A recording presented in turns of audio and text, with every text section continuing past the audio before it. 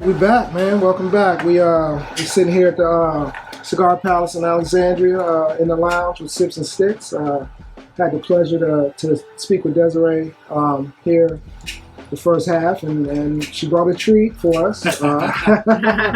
We got our Matt from Uncle Nearest here, man. Welcome. Thanks for having me. I appreciate being here. Yeah, man. So we've been having a great conversation with Desiree, just talking about things she has coming up, and she wanted to bring you guys in on the conversation, which is great, and we appreciate your time. Well, no, thanks for having me, and I've known Des probably a little over a year now. They reached out. One of our co-workers, we do an Instagram show on Facebook on Thursday night sometimes about cigars. So Sailor, who used to work for us up in Washington, reached out. Like, hey, I have somebody on Des. Can you get her a bottle? So we hooked up, and obviously you've been talking about cigars. Look great. Yeah. Oh, thank you. Amazing. And then we've done some other stuff together. Mm-hmm. It's been a good partnership. If I have somebody that's doing something cigars, I try to mention Des's name, and if she's like, hey, you guys want to include some whiskey, she'll try to mention our name. So absolutely, I do. Yeah, 1884 is amazing, by the way. Can I ask a question, Matt? Have you ever been called a treat before? No. Not even by my wife. You might want to talk to her about that. Yeah, the 84, which we got here. Obviously, it's our newer brand that came out in August of 2019. Mm-hmm. So this is a blend of at least 7-year-old whiskeys. And a couple things. 1884 that's the year we believe Nera stopped making whiskey. Mm-hmm. So this is why his great-great-granddaughter, Victoria Edie Butler, is our master blender whose signature's on the back. So this is what she likes to drink. Okay. I can see why. It's amazing. Yeah. So I know Des has got to meet her. She's got some bottles signed for her. But the cool thing about Vicky is she worked in law enforcement for like 30 years and then retired. And the original thing behind 84 is Fawn wanted to take certain members of the family and each one of them get a bottle to make what you want, and none of them wanted to do it except Vicky. So she did the first one, and apparently she's never known him before, but she's pretty good at it. And so it's so good that last year she won the wine in which one is it? World Whiskey Awards Master Blender of the Year. Then she was just awarded the Vine Pair Master Blender of the Year. Awesome. Congratulations. Yes. So Victoria's awesome. Victoria. Yeah. She gets in the area every now and then. It's a treat when we have her. Yeah. Obviously, lots of fans. But it's like I said, at least a 7-year-old whiskey. You all tasted it. I get citrus notes. I get honey. It's what I like to call. It's good at all times, but also something like a warm weather bourbon where you get some of those more warm weather characteristics, and it mixes great. Something simple, me, and we also have a brand steward in the area, Sean, like to do when we go out is just have it with half and half on a Palmer. Okay. Just that little iced tea, little lemonade. I'm gonna try that. That's crushable. You'll be 4 or 5 down. Yeah. In the wind before you know it. Yeah. So talking about pairing of the 1884, I just had it a few minutes ago with the Sweet Dreams. And now I'm having it with the Mother Clucker. Mm-hmm. And you talked about lemon and honey just a few minutes ago. Yep. I can tell you with the Sweet Dreams, I definitely picked up that honey.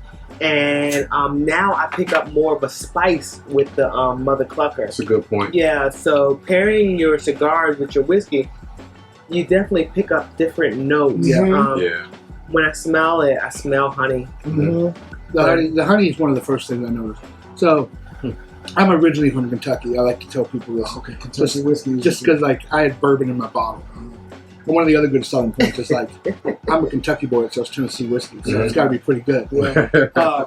So I mean, I'm sure you all know the story of Nearest Green. Yes, sir. And heard it. If not, as most people know, Nearest Green is the first African American man on record as a master blender. Mm-hmm. He was an enslaved man back in the 1800s. He ended up becoming friends with Jack Daniels. Jack created the partnership. Nearest taught Jack how to make whiskey, and that's kind of where it goes. So, it's been a great ride. We have crushed records. We are the most awarded whiskey of 2019, 2020, and already 2021. Nobody catches. Obviously, remind me of a TikTok. Obviously, we just reopened our Welcome Center we do source right now, and we're finishing building our distillery. I believe the still is up. If you're ever in Shelbyville, Tennessee, it hasn't been built. It hasn't been built around the still yet, but the still is sitting there around the framing, and you can see it. But Des has been to the Welcome Center. She was down there. We opened on Juneteenth this year. Sweet. Yeah, it was fun. Yeah. It was fun. That's a trip we've been talking about taking. We gotta get down sure. there. Let me know. I'll probably hang out with you guys. Go down there because I'm definitely wanting to do another trip. It was different because I went on Juneteenth when they were opening up for the grand opening.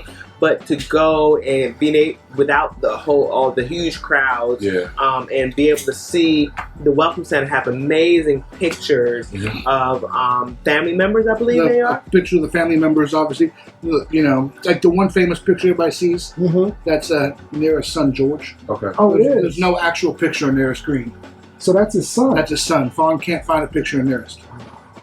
Wow. So, and she's tried. Yeah. So, like, there's this room she has, and it's all like the information, like laid out. It looks like crazy conspiracy theory, but it's all like real information and like laid out. And they've tried, but obviously record keeping wasn't the best back then. But but one of the things, you know, we like to say it's a story of love because of Jack, we know Nera's name. Yeah. You know, there's probably a lot of enslaved folks that we didn't know. That, like I said, you know, I live in O-Town. I'm 8 miles from Mount Vernon. A lot of history there. Yeah, Washington wasn't making his rum with his whiskey, you know, so I'm sure he had somebody doing it for him.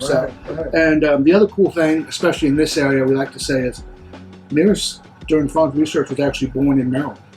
Oh. So, because if you kind of figure, obviously Maryland has a history with white whiskey and distilling, even before down south more. So he probably found that out and brought it down with him.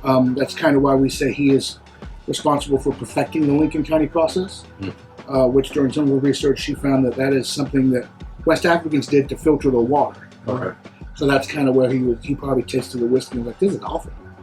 And then used that maple charcoal filtering process, it's called the Lincoln County process, to filter out some more of that, what we call conjugars and negative stuff. Hey man, education on those sticks, man. You come on jewels. here, you get educated and everything. Yeah. Whiskey and yeah. So that's and then we, as Uncle Nearest, have 2 extra steps of filtration. We don't have any 56 the other day, but I don't know if you guys have had it. Yes. But it's 100 proof and it doesn't taste 100 proof. You know? Oh, you feel it though.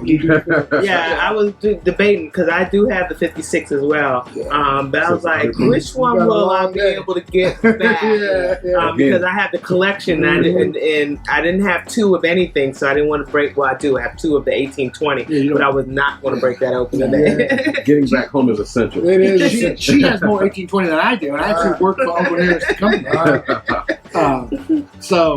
But we go through 2 more filtration steps. One through diatomaceous earth, which is kind of like ancient earth that's been crystallized, and it gets through these, and it's very small, so it gets out.